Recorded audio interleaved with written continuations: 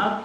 신약성경 빌립보서 1장 8절 빌자라고 쓴데 찾으시면 돼요. 빌립보서 1장 8절부터 11절까지 함께 같이 읽어보겠습니다. 빌립보서 1장 8절부터 11절까지 찾으시면 아멘 합시다. 아멘. 한 절씩 읽습니다. 내가 예수 그리스도의 심장으로 너희 무리를 얼마나 사모하는지 하나님이 내 증인이십니다. 내가 너희가 너희 사람의 자식과 모든 충성으로 정성적으로 성사하게 하사 너희로 지극히 선한 것을 분별하며 또 진실하여 허물 없이 그리스도의 날까지 이르고 예수 그리스도로 말미암아 위의 열매가 가득하여 하나님의 영광과 찬송이 되기를 원하노라. 아멘. 오늘 말씀 요절은 11절이거든요. 예수 그리스도로 말미암아 의 열매가 가득하여 그래서 제목이 열매 맺는 삶이라고 이렇게 제가 잡았거든요. 열매 삶 살리는. 그래서 성경에 말하기를 예수 그리스도로 말미암아 의 열매가 가득하면은 하나님께서 기뻐한다는 것을 우리 가운데 가르쳐 주었으니까 우리가 인생을 살아갈 때 열매가 가득하시게 되기를 주님의 이름으로 축복합니다. 사람 살아갈 때 열매가 있어야 돼요. 하루 지난 다음에 열매가 있고 농사 진 다음에 열매가 있고 사업하는데 열매가 있고 열매가 없을 때에 사람들이 힘이 없습니다. 그러니까 열매가 생기면은 하나님께서 역사하는 것을 볼 수 있으니까 일만 해서요 땀만 흘렸어요 열매가 없어. 고생만 한 다음에 우리 이제 성진이가 축구를 하고 그러는데 가면 이겨봐야 돼요. 매일 치면 뭐하러 축구를 해? 나가는 거. 그러니까 바울이 말하기를 이 열매가 가득하라고 말씀했으니까 내 마음 가운데 내 삶 가운데 열매가 맺히시게 되기를 주님의 이름으로 축복합니다. 이런 예화가 있어요. 어떤 빚을 만드는 공장의 사장이 이 베파란들에게 말씀했습니다. 빚 가져가서 절에 가서 좀 빚을 팔고라고. 절에 가서 세번을 보냈습니다. 하는데 걱정이 됐어요. 절에 중들이 머리를 깎았는데 어떻게 팔 것인가. 그 세 명이가 아니라 하는 거예요. 사장님 팔고 오라고 했으니까 팔아야 되니까 돈이 나와야 될 거 아니겠습니까? 그러니까 이제 갔어요. 한 명은 간 다음에 가자마자 죽을 만났습니다. 만나고서 머리가 번쩍거리네요. 번쩍번쩍거리는데 빚을 한번 빚어보라고. 죽이 있다가 미친이 나는가 보라고. 어디다 머리빚을 갚고 나왔냐고. 그래서 이제 실패했습니다. 둘째가 가서 말하는 거예요. 아이 스님들 이 머리빛은 이 머리보다 누르고는 머리 혈액이 죽기 때문에 된다고 하니까 몇 명이 샀어요. 눌러본다면 되는가 보라고. 그러다가 이렇게 끝나버렸습니다. 근데 마지막 사람은 죽한테 가는 것이 아니라 경례를 더 돌아보는 왔다 갔다 하면서 이렇게 해본 다음에 가니까 그런 거예요. 스님 참 잘 계시다면서. 와보니까 신도들이 굉장히 많은데 밖에서 머리를 빗고 있더라고. 그러니까 저기 스님 거울 하나 하고 빚 좀 어떡하냐니까 그 생각 못했다고. 그래 마지막 사람이 빚을 많이 팔았다는 것입니다. 굉장히 재미있는 얘기지만은 뭐냐고 그러면은 내 생각이 내 인생을 조절한다는 거예요. 내 버무이가 아니 머리 없는 사람한테 무슨 머리를 갖다 팔아요. 그분은 장사 하나만 하지. 또 어떤 사람 간 다음에 머리라고 생각할 때 머리 갖다가 누르라고. 이건 왜 빚을 누르는 거예요. 그러니까 생각할 때 팔 때 마지막 사람은 이제 중뿐 아니라 다양한 사람들을 다 바라본 다음에 생각한 가운데서 이겼다는 것을 예화를 통해 우리가 알 수가 있는 것이거든요. 그러니까 마지막 사람은 이제 일하는 가운데서 이분은 돈을 벌었습니다. 열매가 생겼거든요. 이득이 생겼거든요. 그러니까 성경 말한처럼 의 열매가 생겼다는 것을 우리 가운데 가르쳐 주니까 우리 그러면은 어떻게 해서 내 인생에 열매를 맺을까요? 내 인생에서 살아갈 때 지금뿐 아니라 이제 10년 뒤에 20년 뒤에 아니면 죽은 다음에 어떻게 할 것인가 열매가 생기는 걸 바라볼 때 바울은 말하기를 우리에게 세 가지가 필요하다. 그것을 얘기했습니다. 첫째는 뭐냐고 그러면은 예수의 마음이에요. 8절을 보세요. 내가 예수 그리스도의 심장으로 너희 무리를 사모한다. 내가 예수의 심장으로 사모한다 말할 수 있는 것이 뭐냐고 그러면 발만 가운데 들어있어요. 뭐가? 예수님의 심장이, 예수님의 마음이, 예수님의 뜻이 들었다는 것 가운데 가르쳐 주거든요. 한 장 넘겨서 2장 5절을 보세요. 읽어서 2장 5절을 뭐라고 썼는가? 이 5절 같이 읽습니다. 시작. 너희 안에 이 마음을 품으라. 곧 그리스도 예수의 마음이니. 바울 말할 때 우리가 열매 맺으려고 하는 첫째가 필요한 게 있어요. 뭐냐고 그러면은 예수 그리스도의 마음이라고 표현했어요. 그 말을 바울 말할 때 예수의 심장이다, 예수의 마음이다 같은 말이거든요. 그러니까 우리가 열매 맺으려고 그러면은 예수 마음을 가질 때 하나님께서 역사한다는 것을 가르쳐주고 있는 것이거든요. 바울은 그런 말을 했습니다. 고린도후서에서 너희들은 내가 예수를 받은 것처럼 너희들은 나를 본받으라고 얘기를 하고 있거든요. 그러니까 우리가 살아갈 믿는 사람이기 때문에 예수님을 닮아야 돼요. 말도 닮고 행동도 닮고 태도도 닮으면은 자연적으로 열매가 맺을 줄로 믿습니다. 그러면은 예수 마음이 어떤 마음일까요? 줄 그랬거든요. 나는 사랑이다, 나는 빛이다, 나는 소금이다 말씀했기 때문에 첫째 뭐냐고 그러면 예수님 마음이 사랑의 마음입니다. 내 마음 가운데 사랑이 들어와야 돼요. 혼내키는 것이 아니라 다듬어주고 복들어주는 가운데서 하나가 될 때 하나님 역사한다는 사실 가운데 가르쳐주니까 내 마음이 사랑 없으면은 열매가 안 생겨요. 악이 생겨있다 그 말이거든요. 우리 뭐냐고 그러면 내 마음 가운데서 내 말이 씹어야 되는 거니까 내 말을 곱게 만들어줘야 돼요. 할 때마다 욕이 나오고 저주가 나오고 싸운다고 그러면은 열매가 저주가 되버리는 게 되거든요. 예수가 내 속에 들었으면은 말이 나올 때 사랑이 나오는 거예요. 우리 여기에 애들이 거의 매일마다 와요. 뭐 어떤 경우는 8시도 와요. 전사 피곤한데 그래서 그래 하지 말라고. 밤 늦게도 와요. 근데 애들이 뭐냐고 그러면 안 계시니까 바쁜데 사랑해주는 거예요. 전도사님이 밥도 해주고 뭐도 해주고 또 집사님들이 크림도 사주게 하니까 애들이 다죽거리는 거예요. 그러면 뭐냐고 그러면 다죽거리니까 교회 와요. 그런 생각이에요. 밖에 나가면은 뭘 배울까 나가서 장사 배우겠죠. 또 싸움 배우겠죠. 욕도 배우겠죠. 교회 오니까 찬송을 배우고 사랑을 배우고 다죽거리면은 얘들 커나간 다음에 어떻게 될 것인가. 타주에 있는 삼학교 같은 경우에 어린애들한테 50곡을 암기를 시켜요. 찬송가를 50곡을 다 사절을 다. 내가 봤더니 애들이 뭐 몇 장 하니까 막 부르다가 5절 하니까 5절로 가요. 암송이 됐으니까. 그랬어요. 이 교회가 앞으로 굉장한 교회가 될 것이다. 어릴 때부터 암송 버릇시켜버리니까 다 암기해버리는 거예요. 목사님 그래요. 얘들이 1등합니다. 할 수밖에 없죠. 성경 암송하는 것처럼 책을 암송해버리는 거예요. 얘네가. 그러니까 애들이 얼마나 잘했어요. 우리 뭐냐 그러면 가운데 사랑이 들어있으니까 교회 올 때 배워요. 아, 어른들이 우리를 사랑해주는구나, 다듬어주는구나. 그 마음이 예수 마음이라는 것을 우리 가운데 가르쳐주고 있거든요. 주님 마음은 섬기는 마음입니다. 주님 그랬거든요. 내가 무슨 섬기려 하고 내 생명을 주려 함이라 말씀했어요. 그러니까 내게 들었으니까 그냥 해주는 거예요. 집사님들이 끝나고 갈 때 뭐도 사주고 애들이 뭐냐고 그러면은 근데 이러는 거예요. 비싸니까 저쪽 집 가서 싼 데 가자고 지네끼리 도와주는 거예요. 그러면 거예요. 저기 그래도 지금 집사님한테 돈 많은 아저씨 걱정하지 말라고. 애들이 너무 예쁜 거예요. 엄마만 바라보다가 아니 저 아저씨가 나를 사랑하네? 아이스크림 하다가 아이스크림 아니라 느끼는 거예요. 교회 가니까 사랑해주는구나, 도와주는구나.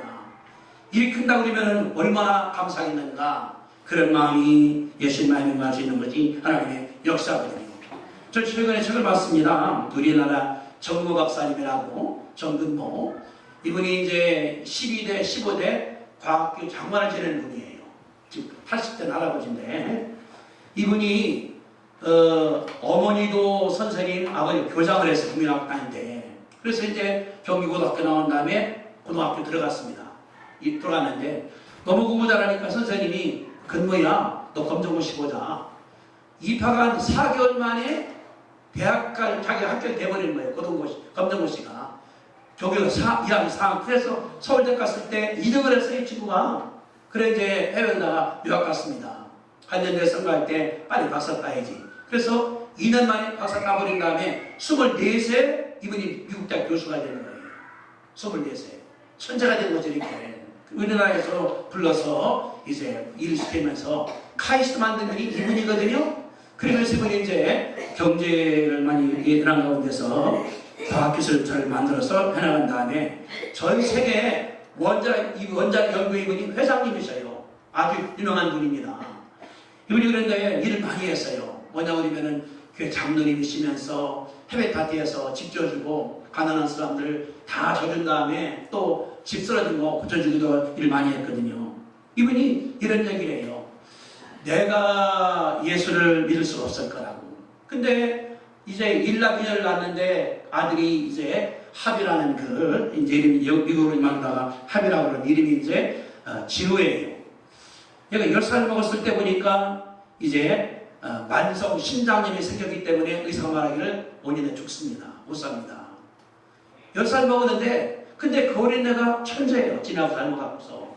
그 아버지가 이제 콕 쪄서 아주 좋습니다. 이렇게. 애가 살았어요. 살다가 30세 때가 죽었습니다. 아들이. 그리고 자기도 암이 걸려서 80골을 잘라낸 거예요. 그런 가운데 이분이 깨달은 게 있습니다. 아들이 그래 죽을 때 그랬습니다. 아버지 나 죽을 때 절대 울지 말라고. 나 축복기도해야 된다고. 내가 하늘나라 가는데 왜 울으셔야 된다고. 걱정하지 마시라고. 나 이제 가서 하늘 가기 때문에 이제 걱정하지 마시라고. 그러면서 그러는데 죽고 나니까 마음이 무너지는 거예요. 죽고 나니까. 그러면서 이걸 썼습니다. 그 책에 보니까 말처럼 천국으로 갔구나. 수술과 혈액분석을 하지 않아도 되는 천국으로 갔구나. 그곳에서는 매일 먹는 약도 안 먹으면 되지. 줄가들처럼 이랬던 말이 머릿속에 떠오를 때 입술을 깨물었습니다. 아빠, 제가 죽거든 절대로 울지 마세요. 죽음을 두려워하는 대상이 아니에요. 하나님의 꿈으로 돌아가는데 뭐가 두려워요? 제가 죽이면 아빠는 축복 기도를 해주세요. 천국 입학하러 가겠습니다. 하고 갈 거예요. 이게 늘 머리 가운데 안 떠나는 거예요. 병들어서 그때 이분이 그랬습니다. 우리 아들이 나보다 낫다. 그래서 이분이 이제 과학자면서 예수된 가운데서 열심으로 일하는 것을 볼 수가 있는 것이거든요. 그래 그런 거예요. 내가 장관 못하긴다 하더라도 내 마음 가운데 예수님 계시다. 교회에서 충성하고 갈 때마다 말씀을 증거하는 가운데서 우리나라에 크게 일하는 걸 볼 수 있는 것이 이분이거든요. 70년대에 이제 와서 보니까 80년대 보니까 그때 전화가 그랬거든요. 백석 전화가 있고 청색 전화가 있었습니다. 청색 전화는 빌려 쓰는 거예요. 저기 그 전화공에서 빌려 쓰고 백석은 사는 건데 한 달에 100만 원 했어요. 72년도 내가 네, 우리 살 때나 같은 경우. 근데 보니까 인도 가니까 전화가 많더라는 거예요. 쌀전화할 때 왜 우리는 가난을 못하느냐 봤더니 전자를 쓰더라는 그 나라가. 그래서 분이 돌아온 다음에 대통령 건의한 거예요. 그러니까 해보라고. 이렇게 만든 것이 광케이블을 이분이 개발해서 나온 거예요. 그러니까 전 국민이 잘 살게 하고 전 국민이 부자가 되게 하고 이게 뭐 다른 것이 아니라 예수만이라는 것을 우리 가운데 가르쳐 주고 있거든요. 그분이 이런 얘기를 했어요. 우리나라에 공부를 할 때 시험 볼 때 옆 사람 보지 말라 없애버리자. 보지 말라는 것이 아니라 상의해서 답을 쓰게 하자. 공동으로다가 뭐냐 그러면은 옆 사람 보지 못하게 해서 의심을 가르쳐주기보다는 합동하게 만들자. 활동하자. 그런 것을 이분이 제안을 했거든요. 그러면서 말하기를 예수 믿으면은 내 마음 가운데 겸손이 들어오고 온유가 들어오고 봉사가 들어오기 때문에 저는 평생 하나님께 일한다고 얘기를 하고 있는 것이거든요. 그러니까 열매에 쓰다 그러면은 내 마음 가운데 예수 마음을 갖게 되기를 주님의 이름으로 축복드립니다. 그러니까 타고에 그런 말이 있어요. 오래 사는 것보다 중요한 것은 잘 사는 거다. 잘 사는 것보다 중요한 것은 열매를 맺는 것이다 라고 얘기했으니까 우리가 오래 살 것이 아니라 잘 살아야 돼요. 그뿐 아니라 죽은 다음에 열매가 생겨야 돼요. 죽고 난 다음에 업적이 있다. 열매가 있다. 그런 삶을 살면은 하나님께서 기뻐할 줄로 믿습니다. 그래서 성도들은 말하기를 유산을 돈으로 주지 말고 가치를 주라. 애들에게 얼가 종가 그런 겸손한 마음, 정정한 마음, 섬기는 마음 그런 주라고 말할 수가 있는 것처럼 우리 마음 가운데 다른 것이 아니라 예수 마음을 늘 간직하시게 되기를 주님의 이름으로 축복합니다. 아멘. 그런 사람들이 열매를 맺어요. 아멘. 그런 사람들이 일을 감당을 해요. 아멘. 우리 이제 다 죽어요. 죽고 난 다음에 아이고 잘 죽었어. 그런 사람이 있고 좀 더 살다가면 좋을 텐데 이것도 그만일 건데 나올 때에 우리 마음속에 다른 것이 아니라 뭔가를 남기는 여기 나온 것처럼 의열매가 풍성히 남기는 자가 되시게 되기를 주님의 이름으로 축복합니다. 아멘. 따라합시다. 의열매를 의열매를 가득히 남기자. 가득히 남기자. 아멘. 아멘. 둘째는 우리가 할 때 다른 것이 아니라 계획서에 있다는 것이 열매 맺는다는 사실을 가르쳐주는 것이 하나님의 역사입니다. 열매 맺으려고 그러면 계획서 있게 만들어야 돼요. 지금이 이제 과일이 막 익어나갈 때가 됐거든요. 근데 농사도 뭐냐고 그러면은 봄에 이제 해동할 때에 씨앗을 뿌려줘야 돼요. 또 뭐를 심을 때 심어야 돼요. 약할 때 약을 쥐어야 돼요. 그 다음에 이제 걸어간 다음에 때만 때 거둬야 되거든요. 그러니까 농사 짓는다 하더라도 계획 없으면 망한다는 사실을 가르쳐주는 것이 자연 법칙들이거든요. 우리 기도원도 자두나무가 커요. 거의 못 먹었습니다. 근데 우리 콩표 목사님이 갖고 와서 10번 들약을 다 사달았어. 전부 다가 지금. 지금 2번 줬거든요. 계획성이에요. 며칠 만에 줘야 된다 나가는 거를. 자두를 맺는다 하더라도 약주는 시간이 있다고 그러는데 하물며 인생 열매가 얼마나 중요한가 우리가 알 수 있는데 예수님께서 이런 얘기를 했습니다. 누가복음 14장에 보니까 전쟁이 났는데 우리 군대는 10,000명밖에 안 돼. 상대방은 군대가 20,000명이에요. 그러면은 우리가 10,000명인데 20,000명 싸울 때 누가 이기겠습니까? 20,000명이 끝나니겠습니까? 전략은 짜겠죠. 그리고 우리가 그러면은 5,000명 간 다음에 10,000명은 가운데 끊어버리자. 왜냐하면은 6.25 때도 저기 메가더 장군이 인천을 들어온 다음에 끊어버렸지 않습니까? 남북 이렇게 서울과 나갈 때 인민군들을. 그러니까 그렇게 하더라도 도저히 안 되겠다. 그러면은 예수님 말씀하기를 사신을 보내서 상대방과 화해하라. 싸우지 말고. 이게 지혜란 사실을 가르쳐주는 것이 하나님의 역사거든요. 이게 뭐냐 그러면은 무회사의 계획성을 하는 거예요. 오늘 뭐 계획 세워서 할 거, 또 적은 거, 큰 거. 그러면은 하루에 계획 세우고, 한 주에 계획 세우고, 한 달 계획 세우고, 또 세워서 월급을 얼마가 탔어요. 근데 다 써버려. 얼마 일어난 사람이에요. 탔으면은 여기서 11조 할 것, 헌금할 것, 누구 할 것, 또 뭐 할 것, 저축할 것, 할 때 살림을 하는 것 아니겠습니까? 그래서 예수님 말씀하기를 다른 것이 아니라 계획 세워라는 사실을 가르쳐줬기 때문에 계획 세우시게 되기를 주님의 이름으로 축복합니다. 근데 성경에 보니까 하나님이 엄청나게 계획 세우신 분이에요. 성부 하나님께서. 창세기 3장에서 아담이 범죄했습니다. 하와가 범죄했습니다. 죽여야 돼요. 하나님께서 어떻게 했습니까? 창세기 3장 15절 같이 보겠습니다. 한번 창세기 3장 15절 구약성경. 하나님께서 그때부터 계획 세웠어요. 하나님께서 창세기 3장 15절 자 시작. 내가 너로 여자와 원수가 되게 하고 내 후손도 여자 후손과 원수가 되게 하리니 여자의 후손은 내 머리를 상하게 할 것이요 너는 그의 발꿈치를 상하게 할 것이니라 하시고 하나님께서 뱀을 저주한 거예요. 뱀이 사탄입니다. 그런 거예요.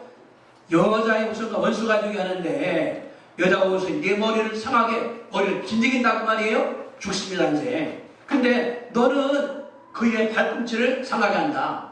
발 물으니까 아팠겠죠. 따끔했겠죠. 독 들어갔겠죠. 낯서버렸거든요. 다시 말하면은 예수님께서 오신 다음에 십자가 죽을 걸 말씀한 거예요. 뱀이 발꿈치를 물었다. 근데 예수님께서 뱀 머리를 밟음으로 말미암아 뱀이 죽어버렸거든요. 다시 말하면은 창세기 3장 15절에 하나님께서는 예수 보낸 것을 계획 세운 거예요. 보내겠다.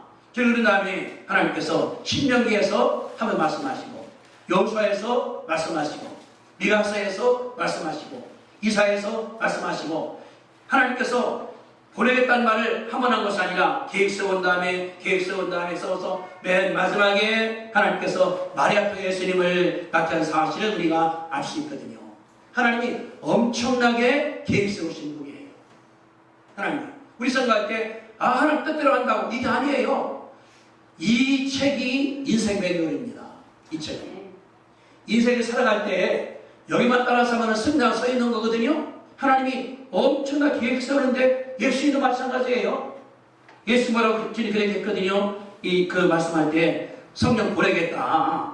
그러니까 성부 시대가 있고 성자 시대가 있고 성령 시대가 있는데 예수님이 십자가 죽은 다음에 바로 보낸 게 아니에요. 그래서 예수님이 부활했습니다. 40일을 함께 했습니다. 그러면서 부탁했어요. 제발 예루살렘을 떠나지 마라. 기도해야 돼. 지금 올라갔어요. 열흘 지난 다음에 성령이 내렸거든요. 하나님께서 엄청난 계획 가운데 이뤘다는 것을 가르쳐 주고 있으니까, 그렇게 하나님께서 역사하신 것처럼 성도 하나님도 계획적이고 예수님도 계획적이고 성령님도 계획적으로 역사한다는 사실을 우리 가운데 가르쳐 주고 있으니까, 우리가 계획 안 쓰면은 열매가 안 맺혀져요. 농사일 때 그냥 뿌리고 말어? 아니에요. 풀 뽑을 때 풀 뽑아야 되고, 비를 때 빌어줘야 되고, 해맑게 것이 중요하다는 사실을 가르쳐주는 하나님의 역사이기 때문에, 다시 말하면 믿음은 계획성이에요. 믿는다고 해서 아무것도 안 하는 것이 아니라 지성이면 감춰야 됩니다. 내가 하나님께 하는 거예요. 계획 세워서 기도합니다. 하나님께서 그 계획 가운데 역사할 줄로 믿습니다. 그래서 이제 짰습니까? 하늘은 스스로 돕는 자를 돕는다. 내가 그러니까 하나님 아니겠어. 내기서 부지런히 씨를 뿌리고 울며 씨를 뿌릴 때에 하나님께서 역사할 줄로 우리가 믿습니다. 지난 그런 얘기 제가 들었잖아요. 지난주 말씀할 때에 항아리 가져온 다음에 걷다가 이제 넣을 때 큰 돌을 먼저 넣고, 그 다음에 중돌을 넣고, 그 다음에 잔작을 넣고, 그 다음에 모래 넣고, 물르면은 가득 들어가는데, 거기다가 먼저 모래 먼저 집어넣어, 잔작을 집어넣어. 그러면은 큰 돌 몇 개가 없어져 버리게 되거든요. 이게 계획성입니다. 그러니까 이게 뭐냐 그러면은 대사가 아니라 가장 작은 일이라도 계획성하는 것이 필요하다는 것을 우리 가운데 가르쳐 주고 있거든요. 여기 지난번에 이제 우리가 썩어서 이렇게 구멍을 뚫어놨거든요. 여기다가 이제 고목사님이 모터를 달아놨습니다. 선풍기 들어가도록 이제 안 나가고. 여기 바람이 나와요. 여기 안 나와요. 집질 때 여기 진분이 마루를 짜놨기 때문에 바람이 안 통해요. 여기 그 가구 들어있으니까. 그러니까 계획이 안 되기 때문에 그게 나가는 거거든요. 우리가 인생을 살아갈 때 우리가 화장을 한다 하더라도